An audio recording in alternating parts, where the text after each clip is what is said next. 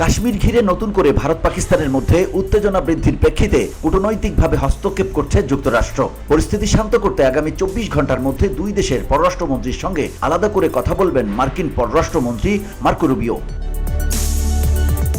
মার্কিন পররাষ্ট্র দপ্তরের মুখপাত্র ট্যামি ব্রুস এক সংবাদ ব্রিফিংয়ে বলেন, আমরা উভয় পক্ষের সঙ্গে যোগাযোগ করছি এবং স্পষ্টভাবে জানাচ্ছি যেন কেউ পরিস্থিতি আরো ঘোলাটে না করে। ভারতের পক্ষ থেকে এই উত্তেজনার জন্য পাকিস্তানকে দায়ী করা হলেও কোনো ধরনের প্রমাণ উপস্থাপন করা হয়নি। অপরদিকে পাকিস্তান এই অভিযোগ দৃঢ়ভাবে অস্বীকার করে আন্তর্জাতিক তদন্তের আহ্বান জানিয়েছে। ভারতের অভিযোগ সম্পর্কে সরাসরি কিছু না বললেও যুক্তরাষ্ট্র জানিয়েছে তারা পুরো পরিস্থিতি ঘনিষ্ঠভাবে পর্যবেক্ষণ করছে এবং উভয় দেশের সরকারের সঙ্গে সরাসরি যোগাযোগ রাখছে।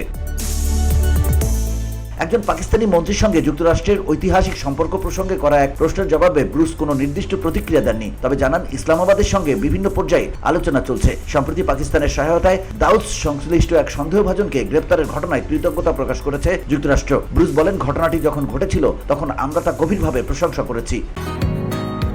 বসুন্ধরা, উত্তরা, বনশ্রী, কুড়িল ও বাড্ডা সহ রাজধানীর বিভিন্ন স্থানে অভিজাত ও অত্যাধুনিক মানের ফ্ল্যাট কেনার এক নির্ভরযোগ্য প্রতিষ্ঠান প্লেজেন্ট প্রপার্টিজ লিমিটেড।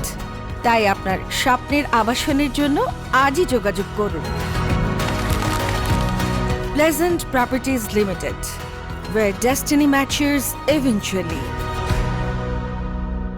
তবে পাকিস্তানের অভ্যন্তরীণ রাজনৈতিক পরিস্থিতি নিয়ে মার্কিন কংগ্রেসে যে উদ্বেগ প্রকাশ করা হয়েছে সে বিষয়ে মন্তব্য এড়িয়ে গেছেন তিনি। ব্রুস বলেন, বর্তমানে যুক্তরাষ্ট্রের কূটনৈতিক অগ্রাধিকার হল দুই দেশের মধ্যে সরাসরি সংলাপ চালিয়ে যাওয়া এবং আঞ্চলিক উত্তেজনা প্রশমনের প্রচেষ্টা।